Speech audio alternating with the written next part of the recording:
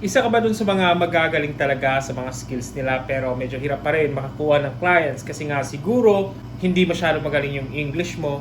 Kasi nga naman, di ba, hindi naman talaga yung first language natin yung pag-i-English. Yung iba, napagaling when it comes to, say, for example, pagiging video editor, pagiging isang graphics designer, o ay sa social media, na parang ang galing na talaga nila sa part na yun. It is just that, hirap pa rin sila makakuha ng client kasi nga, medyo hindi sila ganon kagaling mag-English. Now, if that's you, we're going to talk about that. Susolusyonan natin yan today. And of course, i-bridge natin yung gap. But before that, if it's your first time seeing me, by the way, let me introduce myself. My name is John. I've been a freelancer for over 5 years now, and I do videos on YouTube teaching people on how to get into online freelancing, especially yung mga beginners or yung mga wala pa talagang experience on how they can get into online freelancing and find clients. And of course, I invite you all to please like and subscribe to my channel for more videos like this. So marami akong nakakilala na medyo magaling talaga sila sa kung anong skills nila, right? Magaling sila sa pagiging editor, yung iba graphic designer, at marami pang mga ibang bookkeeper na pwedeng pang online freelancing. And of course, pwede naman yata makakuha ng clients within our country, which is here in the Philippines, right? Pero yung problema lang dito is medyo basic lang, parang pesos na sahuran, kumbaga nagbe-base lang kung anong basic ito sa atin. And for some of you na gustong kumita ng malaki-laki, and of course you guys wanted to get a client from the US or probably somewhere sa European country or kahit sa ibang country na like Australia, ganun.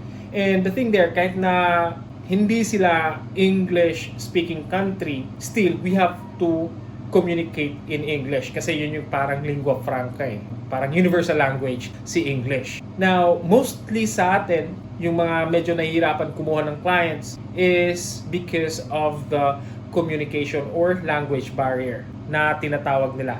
'Di ba na say for example, si potential client mo gustong makipag-Zoom, so yun, medyo magiging problema na yun kasi pag nag-Zoom kayo and that's going to be live na mag-uusap kayo. And most of the clients are obviously going to understand na kahit na hindi kayo ganun kagaling sa English, may intindihan nila yun. Kasi first is that, alam naman nila na hindi English yung first language natin eh. Kumbaga, secondary lang siya. So that's totally fine.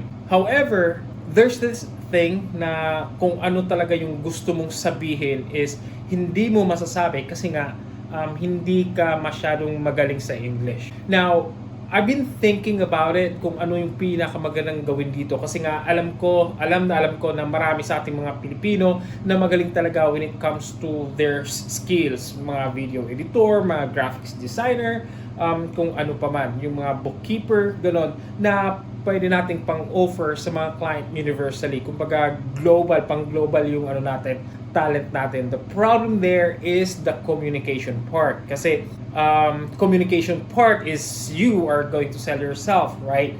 Now, if you're going to sell yourself, how can you possibly sell yourself? Paano mo ibebenta yung sarili mo para magka-client ka kung sa communication medyo hirap ka ng konti.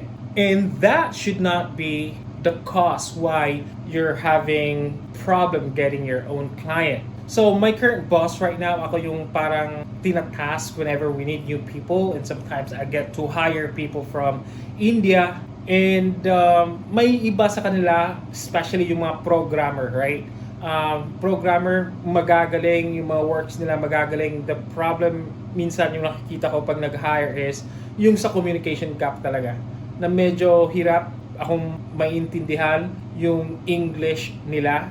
Somewhere sa Africa din meron, Nigeria. Medyo hirap akong maintindihan yung language, or I mean, yung the way na magsalita sila in English, and that can be, you know, a deal breaker. Kasi may gusto kang sabihin, tas nahihirapang intindihin ni freelancer, and si freelancer may sinasabi na hirap din ako maintindihan, so it can be a deal breaker. Bakit? Kasi on the client's part, parang kailangan niyang mag-exert ng effort, too much effort, para lang magkakaintindihan kayo.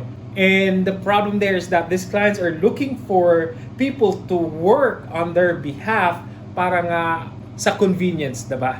Now, pag nasa-sacrifice kasi yung convenience, and then malamang sa malamang it's going to be a deal breaker. So, pero may isang exercise dito na yung isang taga-India na I think it's going to be a best practice. Say for example, si client nyo is going to be wanting a Zoom, and then you have to tell them, parang yan yung parang isa yung pinakaunang tip ko para sa inyo guys, is you have to tell them directly na, hey, English is only my second language and I prefer to do it in chat. It is all because I can gather my thoughts first before replying to you, organize my writing in a way that you can easily understand it. Parang yun yung pinaka first tip talaga, is to tell them, to be honest, na I'm having issues when it comes to speaking in English, but it doesn't mean that I'm not understanding you or I cannot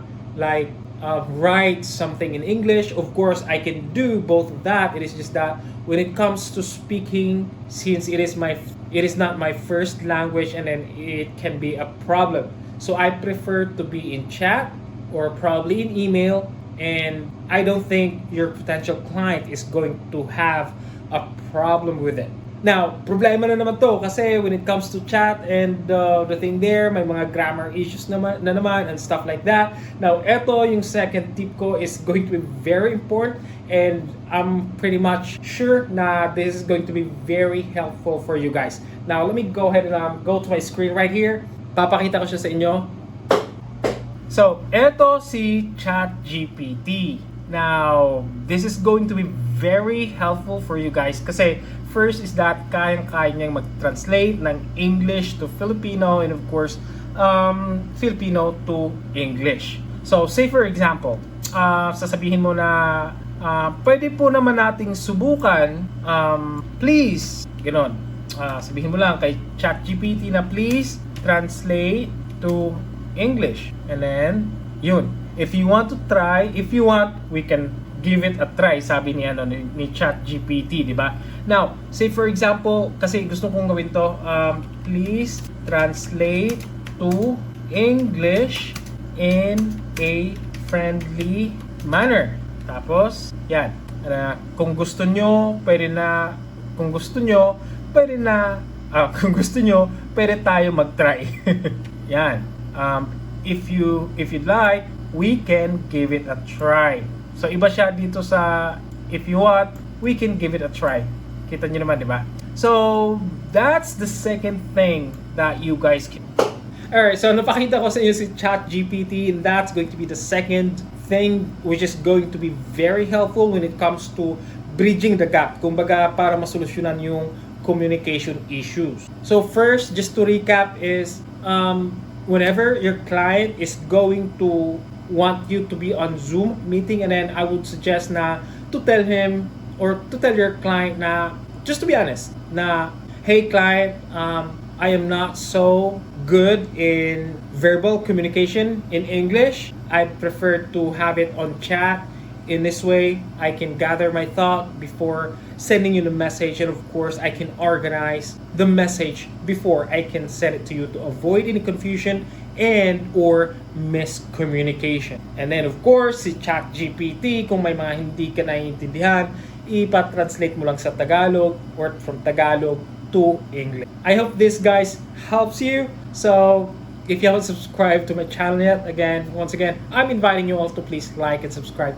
Thank you for watching, and good luck to you all.